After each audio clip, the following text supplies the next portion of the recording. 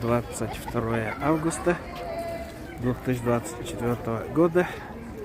Город Якутск, старый город, вечерняя подсветка. Очень много народу.